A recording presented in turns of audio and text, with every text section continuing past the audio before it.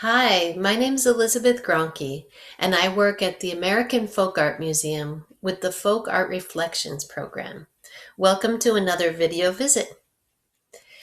Today, in this video, we're going to be looking at an art form that's been popular throughout time, throughout the world, and across artistic styles, and that is the still life.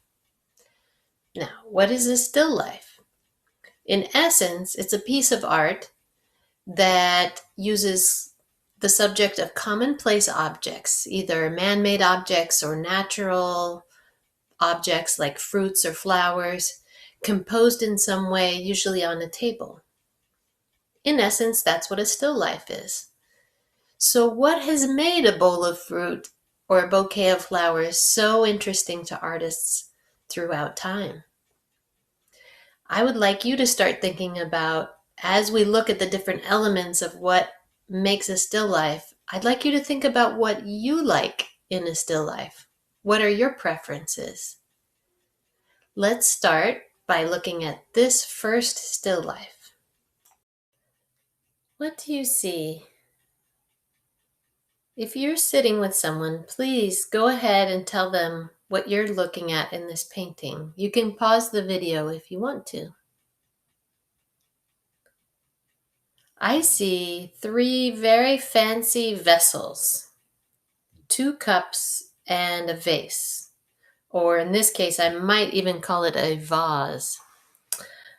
And I see several different types of flowers. The yellow ones on the left are so bright.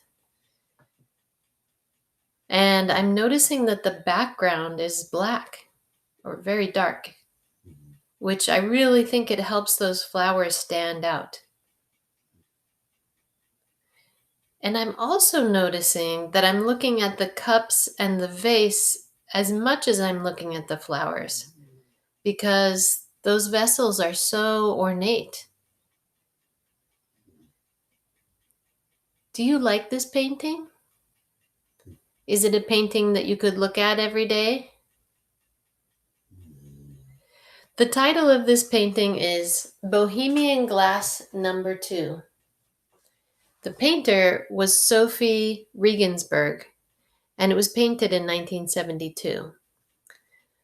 The title is referring to the three vessels, which makes me think that maybe this artist was motivated to make this painting because of those cups and that vase.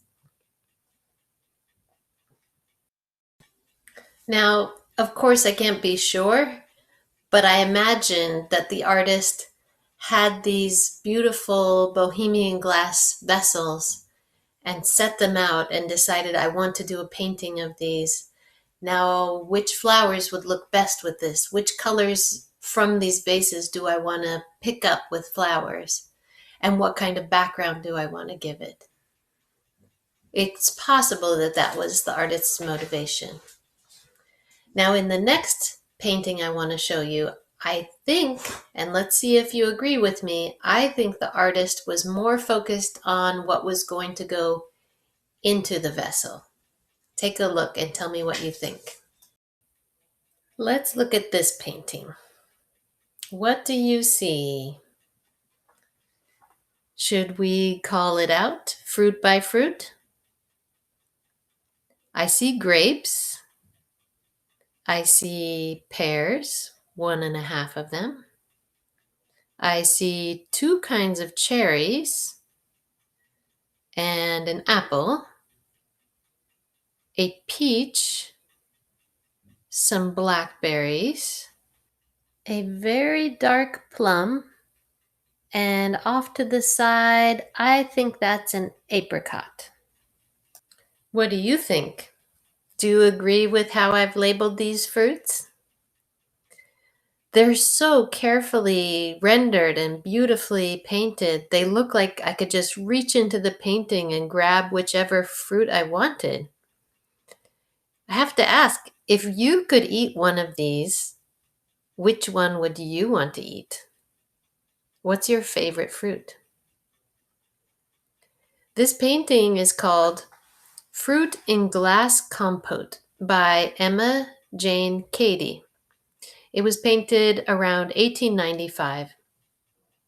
What we know about the artist is that there are only a few paintings attributed to her, and that she lived most of her life on her family farm in upstate New York.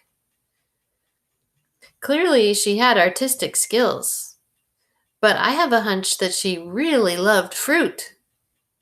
I bet she grew fruits in the summer, and I bet she canned fruits from the summer to last all year, like a lot of people did back then.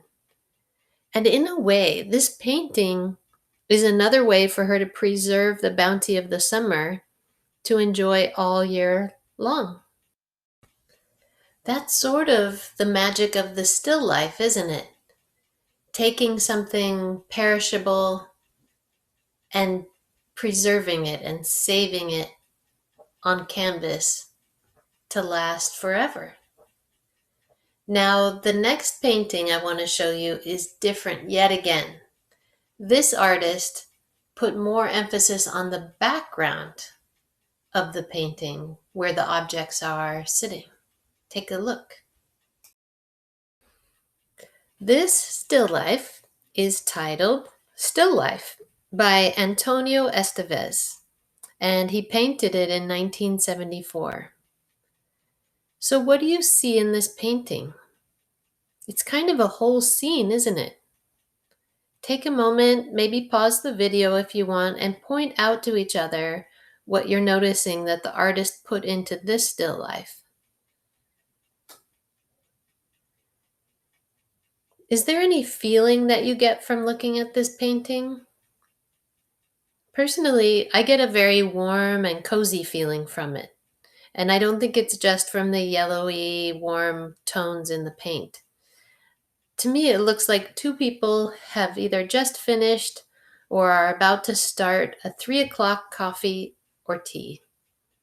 Clearly, someone has taken care to put flowers out. They got the creamer and sugar bowl that match the pot. I think this artist captured a very comforting daily ritual. Maybe it was just an ordinary day, and he saw the beauty of that moment and the beautiful shapely coffee pot and the flowers, and he just felt it would be a good subject for a painting. This painting makes me think of the term still life in a different way, meaning he's showing that life is happening at this table, and it's just a very still, quiet moment, and he's captured it. I'm starting to understand why the still life has been such a popular subject across time and place and artistic style. The inspiration for it comes from these different elements. Let's look again at the three paintings and explore what those elements might be. Some artists might be inspired by the elegance of a treasured household object, like these beautiful pieces of bohemian glassware. Another artist might want to make the perishable beauty of nature last forever on canvas. And some artists might use the still life to capture the simple beauty of an everyday scene. But I think what's important is to see that these paintings give us a feeling. And maybe they give us that feeling because the artists cared about the subject that they were painting. And that's why I'm inviting you to try to make a still life at home. Do you have a favorite bowl or a beautiful vase that gives you pleasure to look at that you would want to use in a still life? Maybe you happen to have some favorite fruits at home that you could use in the still life, or some flowers. Just play with your things. Just try it out and rearrange it and maybe add an element, an object in there that means something to you in some way. And just keep moving it around till you like the way it looks. I tried it. Here's the photo I took of it. Here's my simple still life: a coffee mug, an aloe vera plant that I recently repotted, and the curly thing in the front are my earbuds, which have been a constant companion lately. I'm curious what you would put in your still life. I hope you'll play with it and try it out and maybe take a picture. And maybe, if you're feeling brave, you'll be inspired to paint or draw your still life.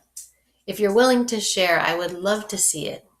Please email me at the following address, and I look forward to seeing you at the next Folk Art Reflections video visit. Thank you for joining me.